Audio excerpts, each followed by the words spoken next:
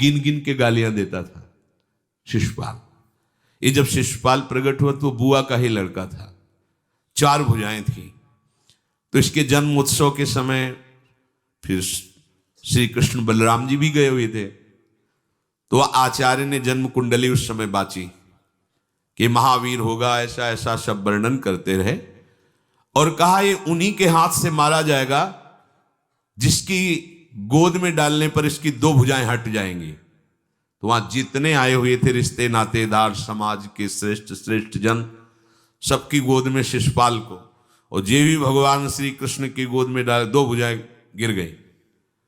रो करके उनकी बुआ ने कहा कि मैं भिक्षा मांगती हूं कि मेरे बालक की आपके हाथ से हत्या नहीं होनी चाहिए, तो उनका 100 अपराध क्षमा करता हूं। तो उन्होंने सोचा 100 अपराध काहे को करेगा, का 100 अपराध तक मैं इसे बिल्कुल कोई दंड नहीं दूंगा, वचन देता हूं। ये जब से तोतली वाली बोलना शुरू किया तब से भगवान को गालियां देना शुरू किया था। इसका स्वभाव ही ये वैर, पूरा ऐसा वैर, भगवान को गालियां देता।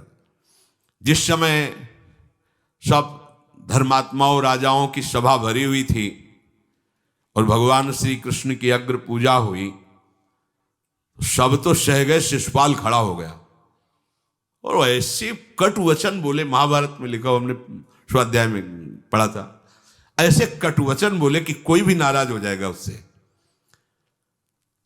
तो पहले भीमसेन खड़े हुए और कहा कि अपने बड़ों का सम्मान करना सीख, चूंकि भाई ही लगता है, जैसे कुंती बुआ ऐसे भगवान की वो बुआ का दूसरा है, ये लड़का है।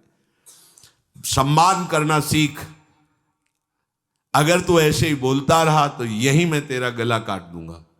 ऐसे कहा, बैठ जा ब्रकोदर, बहुत खाने वाला, तू क्या मेरे से लड़ेगा। भगवान ने भी इशारा कर दिया। जब देखा कि ये बोलता ही चला, भीष्म जी खड़े हुए और भीष्म जी ने कहा, मैं श्री कृष्ण के चरण आसक्ति चित्त वाला हूं, अगर अब एक भी शब्द यहां बोला इसने तो मैं किसी की नहीं सुनूंगा, इसको नष्ट कर दूंगा। और दोनों सभाओं के सर पर पैर रखता हूं, जो श्री कृष्ण का विरोध करे उसके लिए मैं पर्याप्त हूं। भगवान ने कहा, चुप रहो, चुप रहो, शांत रहो, सबको बैठा ला। वो गिनती शुरू किए थे, 98, 99 का शिशुपाल सावधान, जो तुम्हारी माता को वचन दिया था बस एक शब्द रह गया है, आगे मुझे दोषी कोई न ठहराए। 100 तक क्षमा करने की बात कही थी। जे ही, वो तो रुकने वाला थोड़ी था, जे ही आगे बोला सुदर्शन जी के द्वारा उसका वो परम उद्धार हुआ जो बड़े बड़े ऋषि मुनियों के लिए बड़ा दुर्लभ पद कहा गया है। गोपीजनों ने सौंदर्य माधुर्य निधि भगवान को अपना कांत माना, प्रीतम माना। एक ही वृत्ति, कितनी गजब की वृत्ति गोपीजनों की है कि सब कार्य करते हुए कृष्णाकार वृत्ति है। बेचने दही जा रहे हैं, बोल रहे कोई कृष्ण ले ले, दामोदर ले ले, माधव ले ले। कैसी वृत्ति है, देखो कैसी उच्च कोटि की अवस्था है। किसी भी भाव से हमारे प्रभु से जुड़ जाए तो इच्छा द्वेष द्वंद्वों से वो मुक्त हो जाए। और जब तक ये ठीक है, ये बेठीक है, इस तरह के द्वंद्व तुम्हारे हृदय में बने रहेंगे, तब तक मूढ़ता रहेगी और उससे पतन होता रहेगा। संसार का संबंध दृढ़ होता है इच्छा से, बहुत सुंदर बात है। संसार का संबंध दृढ़ होता ही है इच्छा से। इच्छा खत्म, संसार का संबंध खत्म। कितनी बढ़िया बात है। पर हम भागे घूम रहे हैं इच्छाओं की पूर्ति के लिए। जब एक बता दिया कि समुद्र है भगवान, जो चाहिए इन्हीं से क्यों नहीं, पर इनसे मिलने के लिए भी तुम्हें शराब छोड़ना पड़ेगा, तुम्हें मांस छोड़ना पड़ेगा, व्यभिचार छोड़ना पड़ेगा, गंदे चिंतन छोड़ने पड़ेंगे। वो राजी नहीं हो तो करो पाप और चाहो सुख, ऐसा कैसे हो सकता है। यही है जीव की परेशानी, यही है। वो ये चाहते हैं कि हे संत महात्मा, हे भगवंत, हमको छूट दो, हम खूब गंदे आचरण करें और आप हमसे सेव संतरा रुपया पैसा ले लो और आप ऐसा आशीर्वाद दो कि हमारी उन्नति होती रहे, दुख न मिले, हमें सुख ही मिलता है। कभी स्वप्न में भी नहीं हो सकता। तब लग कुशल न जीव कहूं, सपने हूं मन विश्राम, जब लग भजत न राम कहूं, शोक धाम तज काम। ये दुखों का खजाना काम अर्थात इच्छा, इसका त्याग करके भगवान की शरण में होकर जब तक नाम जप नहीं करोगे, स्वप्न में भी तुम्हें विश्राम नहीं मिलेगा। और नाम जप एक गंदे आचरण करने वालों के हृदय में नहीं हो सकता। नाम परम पवित्र है। ये तभी होगा जब आपका खान पान सात्विक हो, आपका वातावरण सात्विक हो, आपका बोलना उठना बैठना सब सात्विक हो, तब नाम भगवान कृपा करेंगे आपकी जिह्वा। फिर कौन सी इच्छा रह जाएगी, कौन सी इच्छा रह जाएगी? अरे आप विश्वास कीजिए, ये जितनी इच्छाएं हैं सब स्वाप्निक हैं। जब आप सच्चा विवेक धारण करेंगे तो आपसे पूछा भी जाएगा कि जबरदस्ती केवट से कह रहे ले लो, वो कह रहा आप कछुनाथ न चाहिए मोरे, नहीं चाहिए। प्रहलाद जी कह रहे हैं वरदान मांगो, हमारी आज्ञा का पालन करो, तो कह रहे हाँ आपकी आज्ञा का पालन करता हूं, हे नाथ मुझे यही वरदान दीजिए कि आपसे भी कोई इच्छा न रहे। ये वरदान मांगा कि आपसे भी कोई इच्छा। आप सोचो क्या है ऐसा भागवतिक रस कि जिसको वो मिला तो भगवान से भी कह देते। और भक्त तो बड़े विचित्र विचित्र है, वो भगवान से कहते तुम्हारी इच्छा क्या है प्यारे, बोलो हम पूर्ण करते हैं।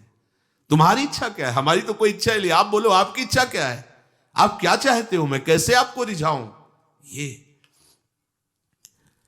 जब कामना को लेकर के मनोवृत्ति का प्रवाह संसार की तरफ होता है, तब ये कामना ही हमें राग द्वेष में बांध देती है। जो महापुरुषों ने उपासना करके शास्त्र स्वाध्याय करके अनुभव किया है, उसे ध्यान से सुनो। इच्छाओं से बचने का उपाय, इच्छा ही आपके बंधन का कारण है, इच्छा ही जन्म मरण का कारण है। इच्छाओं कर प्रमाद मत बनो आलसी, करो सुचारु रूप से काम, अपना काम स्वयं करने में लाज बड़प्पन तजो तमाम। पहली बात, शरीरधारी को किसी दूसरे शरीर से अपने शरीर की सेवा तब तक नहीं लेनी चाहिए जब तक बीमार ना हो जाए, असमर्थ ना हो जाए, चाहे गृहस्थ में हो चाहे विरक्त में हो। ध्यान दीजिए, आप चाहे आपकी पत्नी हो, पुत्र हो, परिवार हो, आप उनके सेवक हैं, क्योंकि वो सब प्रभु के जन हैं। इस भावना से रहोगे, कभी नाराज नहीं होगे, कभी गुस्सा नहीं आएगा, कभी झगड़ा नहीं होगा। अगर आप अपने को ये माने कि प्रभु मेरे इस रूप में आए हुए हैं, मुझे अपने कर्तव्य का पालन करना है, तो कहीं झगड़ा नहीं हो सकता। तुम जो कर रहे हो तुम्हारा कर्तव्य, हमारा कर्तव्य है कि हम पति पुत्र परिवार आदि जो भी है ये हमारे भगवान का स्वरूप है। मैं आप समझो वही भगवत साक्षात्कार, पर ऐसा कौन मानता है। अच्छा, साधु वेश में ये जरूर सावधानी रखनी चाहिए, ध्यान देकर सुनिए। जब तक आपका शरीर स्वस्थ है, आप किसी से किसी भी प्रकार की सेवा स्वीकार न करें। भिक्षान्न के सिवा कोई भी सेवा स्वीकार न करें। अपने शरीर की सेवा तब तक करें जब तक आपका शरीर असमर्थ नहीं हो जाता। असमर्थ हो गए तो फिर हरि ही करें आकर स्वयं, या किसी को भेज दें, उनके बस की बात है। देखो ठाकुर जी महाराज धो रहे हैं, तब तक हमने अपने बड़े संतों को देखा है बिल्कुल किसी भी तरह की कोई सेवा नहीं स्वीकार करते। अपनी दिनचर्या अपने हाथ से अपने शरीर की पूरी। आपको क्या हो गया है, आप भी वैसे ही चलो जैसे गुरुजन चले हैं, भिक्षान्न के सिवा। आप अपनी किसी भी तरह की सेवा किसी से मत करवाइए। आप देखो इच्छाओं का दमन होना शुरू हो जाएगा, यहीं से इच्छाओं का दमन शुरू हो जाता है। आप सच्ची मानिए, ये जो आप शरीर सुख की आकांक्षा से दूसरे से सुख लेने की इच्छा करते हैं, यही तुम्हारे बंधन का कारण है, यही तुम्हारी दुर्गति, यही तुम्हारी कमजोरी है। जब तक शरीर स्वस्थ रहे, किसी से किसी भी तरह की सेवा मत लो, और अधिक से अधिक सेवा करने का भाव रखो। सुधार, हमें सेवा करना है, सेवा लेना नहीं है। जब तक सेव्य का साक्षात्कार ना हो जाए या शरीर असमर्थ ना हो जाए, तब तक ये नियम दृढ़ रखना चाहिए। गुरुजनों को भी देखा, श्री जी की सेवा कर दो, रसोई की सेवा, शरीर सेवा में कभी भी नहीं। कभी धोखे से ऐसे वस्त्र आदि रह गए और महाराज जी अनुपस्थित, धो के जल्दी से फैला दिया तो भी डांट लगी, ऐसा क्यों किया? नहीं रखे थे महाराज जी, हमने ऐसा कर नहीं नहीं, जब तक हम कहें नहीं तब तक नहीं। आज भी सरकार अपने ही हाथ से श्री जी को भोग लगा के ही, साहब हैं पर वो अपने ही हाथ से 2 रोटी भोग बना के। देखो बुजुर्ग संतों को, बड़े महापुरुषों को हमने देखा है अपने शरीर, जब तक शरीर में सामर्थ्य है तब तक, ये महापुरुषों का आदेश है, अपना काम स्वयं करने में लाज बड़प्पन तजो तमाम। अपना काम करने के लिए आप किसी को भी आदेश मत करें, किसी की भी सेवा स्वीकार न करें। हाँ हमें भूख लगेगी तो रोटी मांग लेंगे जाकर के, क्या जरूरत है हमें किसी की सेवा स्वीकार करने की। मांगो, खाओ, खूब भजन करो, सत्संग करो, कम खर्चे वाला जीवन रखो, जरूरत क्या है। जो जरूरत है गली चलते दे देंगे भगवान, विश्वास करो, गली चलते दे देंगे। विरक्त गृहस्थ धर्म पूर्वक कमाओ, जितनी आवश्यकता प्रभु दे देंगे। ऐसा कोई त्रिभुवन में नहीं जिसकी आवश्यकता की पूर्ति न होती हो। अनावश्यक तुम्हारी मांगे जो हैं वही तुम्हें दुख दे रही हैं। आवश्यक व्यवस्था सबको भगवान दिए हुए हैं, अनावश्यक मांग के लिए तुम्हें फिर फंसना होगा। ये तुम्हारी अनावश्यक मांगे हैं, ये हो जाए वो हो जाए, वो जो आपको जीवन जीने के लिए जरूरी है, धर्म पालन के लिए जरूरी, वो बिना मांगे भगवान दे रहे हैं सबको। देख लो। हाँ आप कि भाई हमको उस परिकर में रहना है, उस कोर्ट से रहना है, वो सब वीआईपी, तो हमको भी उस कोर्ट का, ये मांगे हैं तुम्हारी। तुम्हारा प्रारब्ध जितना है उतना तुम्हें मिलेगा, जो आवश्यक है वो तुम्हें मिलेगा। अनावश्यक मांगे करोगे फंसोगे, अधर्म में कूदना पड़ेगा तुम्हें। हाथ पैर सब साधन प्रभु ने दिए, दया कर तुम्हें समान, फिर क्यों उनसे काम न लेते, क्यों रखते हो झूठी शान। तुम्हारी सेवा के लिए तुम्हारे पास हाथ है, तुम्हारे चरण हैं, तुम्हें बुद्धि दी है, दूसरे से क्यों सेवा स्वीकार करते हो। प्रभु ने दया करके उद्धार के लिए तुम्हारे पास पूरी सामग्री दे दी, उसका प्रयोग करो। तन मन दोनों का हित करता, निश्चय शारीरिक श्रम युक्त। देखो ये है जिसने अपना परम मंगल ठाना है, वो शरीर को कभी प्रमाद में नहीं रखता, चाहे गृहस्थ हो चाहे विरक्त हो। ये आलस्य प्रमाद किसी के लिए भी ठीक नहीं है। नियत समय तक सो जाओ, इसके बाद खूब मेहनत करो, चाहे गृहस्थ हो चाहे विरक्त। विरक्त हो तो खूब नाम जप, वाणी पाठ, ब्रह्मचर्य से रहना, आसनों में बैठना, हाँ सेवा करना, शारीरिक श्रम नहीं, खूब सेवा करो, धाम की सेवा करो, नालियां साफ करो, गलियां साफ करो, जो सेवाएं में इसे श्रम करो। ब्रह्मचर्य पचाने के लिए श्रम भी तो होना चाहिए। श्री जी की प्राप्ति के लिए मन वचन कर्म से श्री जी के चरणों का आश्रय लेकर के जितना आप अन्न डालते हो उतना आप इसका प्रयोग करो शरीर का। इससे ममता मत रखो। खूब धाम, पुराने संतों को देखो, सोहनी पकड़े कहां कहां तक परिक्रमा में लगा। हमने देखा है एक हरिदासी महात्मा थे, पीछे पानी घाट की तरफ उनकी छोटी सी कुटिया, किलोमीटर तक ऐसे ही सोहनी लगा रहे। वृद्ध वृद्ध महात्मा सेवा करें। अपने लोग जवान महात्मा होकर, शरीर स्वस्थ होकर, बेइज्जती सम, अगर सोहनी पकड़ के खड़े हो जाओगे गली में तो आपको लगेगा अपनी बेइज्जती हो रही है। वाह कितनी बड़ी इज्जत है हमारी। स्वामिनी के महल की वीथियों में सोहनी लगाने में तुम्हें बेइज्जती लग रही, और आचार्य चरण याचना कर रहे हैं। यत्किंकरीषु बहुशा खलुका कुवाणी, नित्यम परस्य पुरुषस्य शिखंड मौले, तस्या कदापि रसनिधेर वृषभानुजायास, तत्केल कुंज भवनांगण मार्जनीश्याम।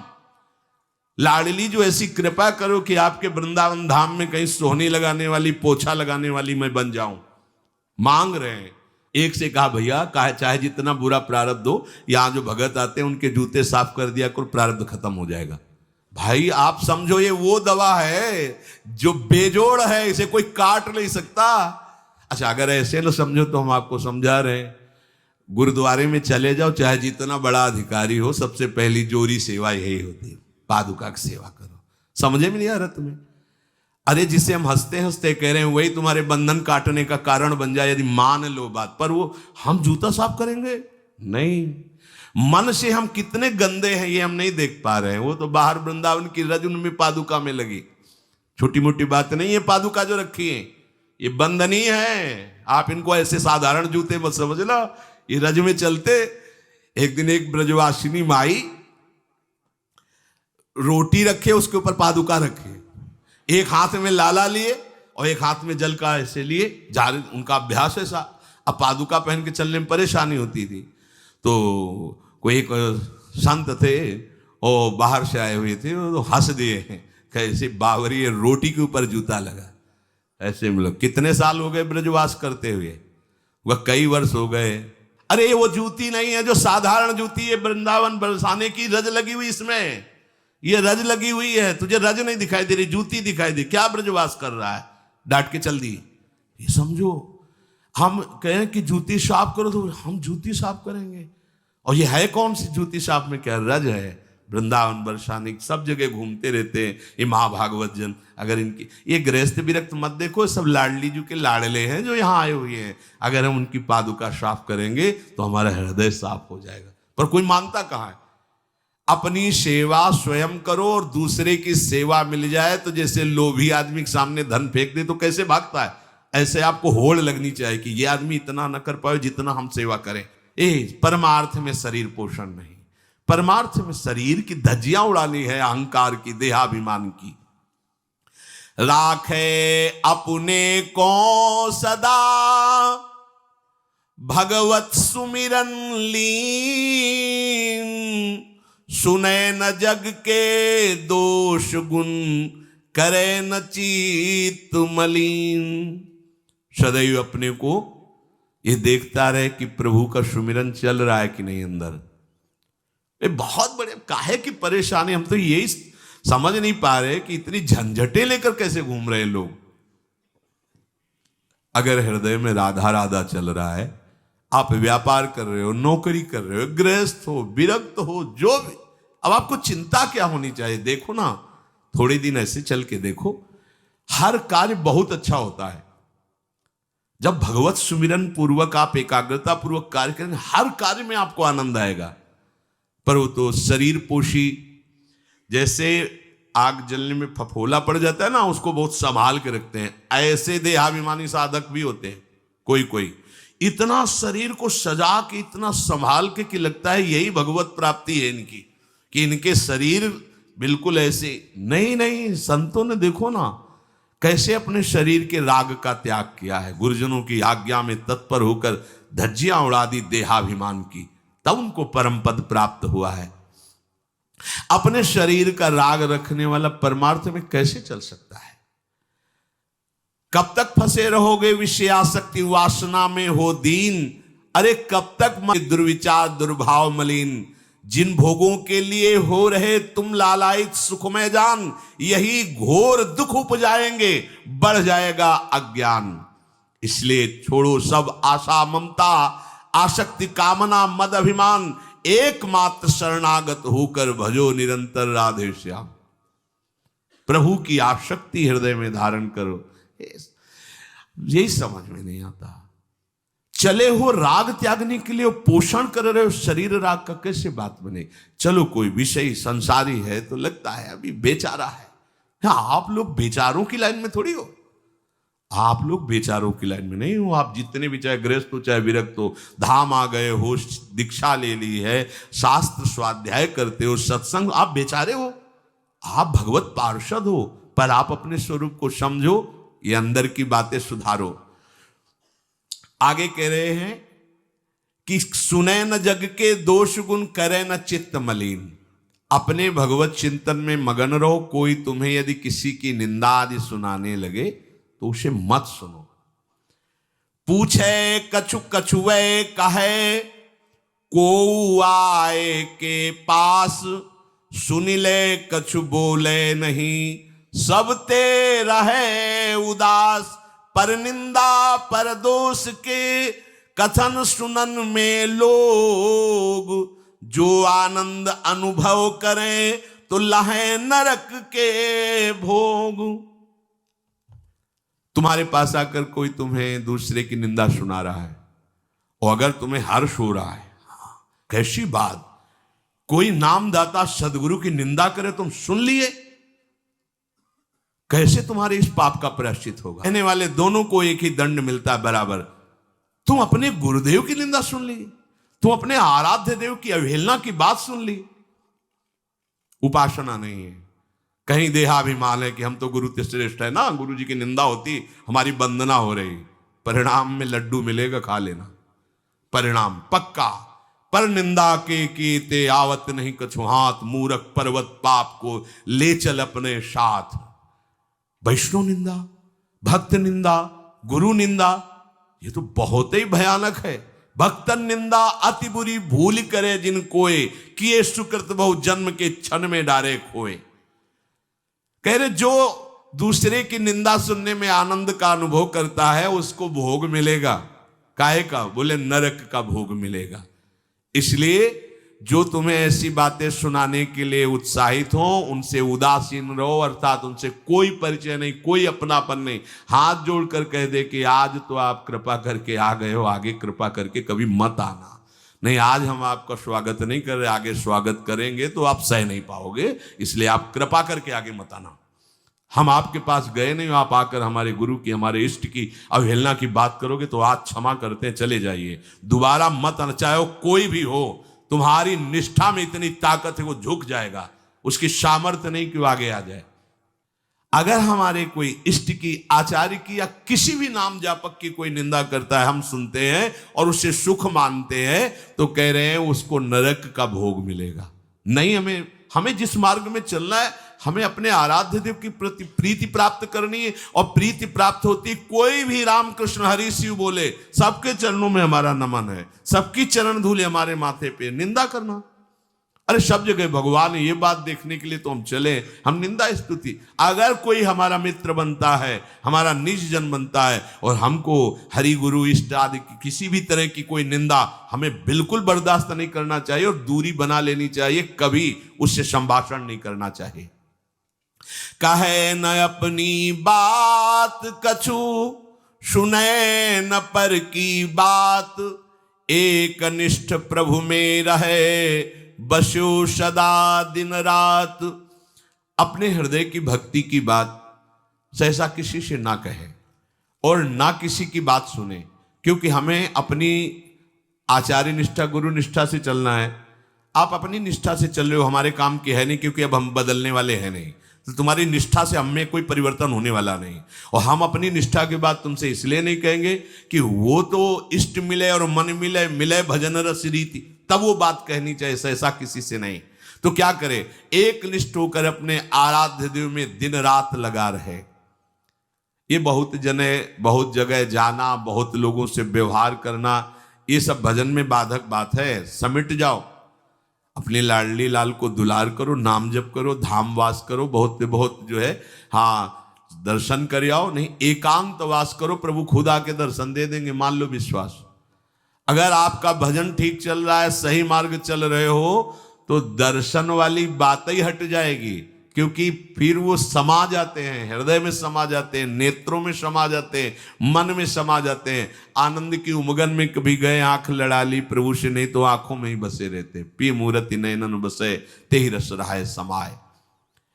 राग रोष दुख दोष में जग सो रहे सचेत, काहू सो न करे कबो वैर भाव अरुहेत। कोई इच्छा न रखो तो तुम्हें कभी क्रोध नहीं आएगा। इच्छा राग ही द्वेष को उत्पन्न करती है। इन दोनों से सचेत रहो, ना किसी से तुम्हारा द्वेष होने पावे न राग। कभी किसी से किसी भी तरह अगर झगड़े का, लड़ाई का अवसर आता है तो हाथ जोड़कर निकल जाओ, झगड़ा मत करो। उससे ये होगा कि आपकी वृत्ति बच जाएगी, नहीं तो वृत्ति द्वेष पूर्वक बार बार उसका चिंतन करेगी जब भजन में बैठोगे, और उसके प्रति अशांति, जलन पैदा हो जाएगी। सब सो न्यारो होई रहे, पर खारो हु नहीं होए, सबकी सब कुछ सहे नीति, वो प्रभु को प्यारो होए। समझो बात, सबसे अलग रहो, किसी से अपना मन मत मिलाओ, केवल मन नाम से मिलाओ, प्रभु से मिलाओ, गुरुवाणी से मिलाओ। पर किसी का अपमान मत करो, किसी के लिए ऐसा कड़ुआ वचन मत बोलो कि उसके हृदय मंदिर में बैठे भगवान हैं, उसका हृदय दुखी हो जाए। सबकी सब कुछ सह लेता है जो कोई, वही प्रभु का प्यारा होता है। करे न जग चर्चा कबों, रहे सदा चुपचाप, रही इंकित निज भजय प्रभुता को सेवै आप। जो जगत की कभी भी चर्चा नहीं करता, मौन धारण करके केवल प्रभु के चिंतन में मगन रहता है, उसका भार प्रभु ले लेते हैं, उसकी सेवा आप स्वयं करते हैं। प्रभु किसी न किसी रूप में आके उनका भरण पोषण करते हैं। पै प्रभु के रस प्रेम की निर्मल गोपन बात, कहे न काहू सो कबों, सहे सकल आघात। भजन में जो तुम्हें आनंद आ रहा है, जो तुम्हें स्वप्न में कोई अनुभूतियां हो रही या प्रगट में कोई अनुभूति हो रही, कभी भी किसी से भी वो बात ना कहे, क्योंकि ऐसा कहने से तुम्हारे भजन में विघ्न पड़ जाएगा। सारी की सारी बातें पचा लो। जैसे तुम गुप्त रूप से गलतियां करते हो, कभी नहीं बोलते हो, लेकिन कोई भी भागवती की अनुभूति छोटी सी भी होगी तो सभा में बोलने का मन होगा, क्योंकि उससे हमारी प्रशंसा होगी, अहंकार का पोषण होगा। बिल्कुल नहीं। भजन संबंधी कोई भी आनंद की बात, कोई भी भगवदानंद अनुभूति कभी किसी से न कहे, एकदम छुपा जाए। अगर कोई ऐसा कि हमने तो ऐसे लक्षण आप में देखे, हाँ नहीं ये तो ऐसे ही तुम्हें हंसुआ, हमारे अंदर ऐसा कुछ नहीं। कोई भी भागवतिक वृत्ति कहीं अपने में आरोपित करके प्रदर्शन का कार्य न कर दे। सही न सके पिय की तनिक निंदा, जो कहूं होए, सहज त्याग सर्वस्व करी, डारे निज को खोए। यदि अपने आराध्य देव की कोई निंदा कर रहा हो तो वहां सहन न करे। सही न सके पिय की तनिक निंदा, जो कहूं होए। संत शंभु श्री पद अपवादा, कही सुनी तास मर्यादा, काटी जीव तासु जो बसाई, श्रवण मुनि न चले पर आई। यदि हमारे कोई आराध्य देव गुरुदेव की निंदा कर रहा है, ताकत हो तो उसकी जबान बंद कर दे, नहीं तो कान में अंगुली डाले उठ के चल दे, दोबारा उसका कभी चेहरा न देखे। भरत जी ने माता कैकेयी से कहा कि आपने हमें निमित्त बनाकर 14 वर्ष का वनवास भगवान श्री राम को दिया, इसलिए आज के बाद में कभी तुम्हें मां नहीं कहूंगा, पापिनी कभी तेरा मुख नहीं देखूंगा। भरत जैसे भगवान के अवतार परम पवित्र माता कैकेयी के लिए ऐसे कटु वचन बोले, आज के बाद कभी मां नहीं कहूंगा, है पापिनी तेरा कभी मुख नहीं देखूंगा। ये जो हमारे इष्ट की निंदा कर दे, हमारे गुरुदेव की निंदा कर दे, हम उसे आदर देंगे, हम उसको बात सुनने के लिए बैठा लेंगे। हाँ और बाओ, हमें और गंदा करो।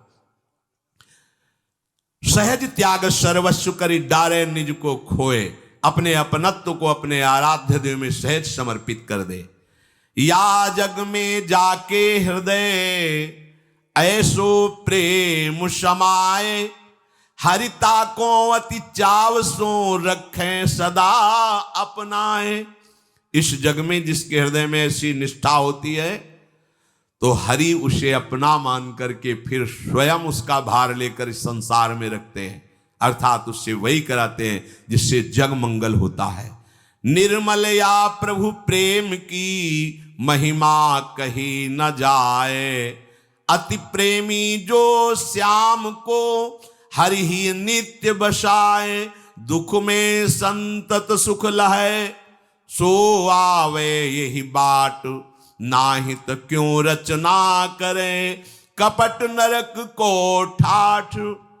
जो निर्मल भगवत प्रेम है उसको कहा नहीं जा सकता, वो अनिर्वचनीय है। ऐसे निर्मल प्रेमी महात्मा के हृदय में श्याम सुंदर निरंतर वास करते हैं। इस निर्मल प्रेम को जिसे प्राप्त करना हो तो कमर कस ले, दुख का मार्ग है, इसमें दुख में चल करके महासुख में पहुंचा जाता है। कह रहे दुख में संतत सुख लहे, सो आवे यही बाट। भारी से भारी विपत्ति, अपमान, तिरस्कार में भी जो सुख का अनुभव करते हुए भगवत भजन करते रहते हैं, वो जाते हैं उस महासुख परमानंद होगी। इसलिए इच्छा और द्वेष का त्याग करके अपने आराध्य देव के निरंतर चिंतन में मगन रहो। भजन का फल है अपना अस्तित्व मिटा देना, कोई भी इच्छा ना रह जाना, तो श्री भगवान स्वयं उसके हृदय में बैठ करके सब योगक्षेम का वाहन करते हैं। जैसे अहंकार से हम सोचते हैं ये हम नहीं करेंगे तो कैसे हो जाएगा, तो पूरी सृष्टि तुम्हारे करने से हो गई है क्या? जिन्होंने एक संकल्प में अनंत ब्रह्मांडों का सृजन, पालन और लय करते हैं, करते रहेंगे, उन प्रभु को पहचानने के लिए मनुष्य जन्म हुआ है। यही परम कर्तव्य है, हम भजन करके उनमें लीन हो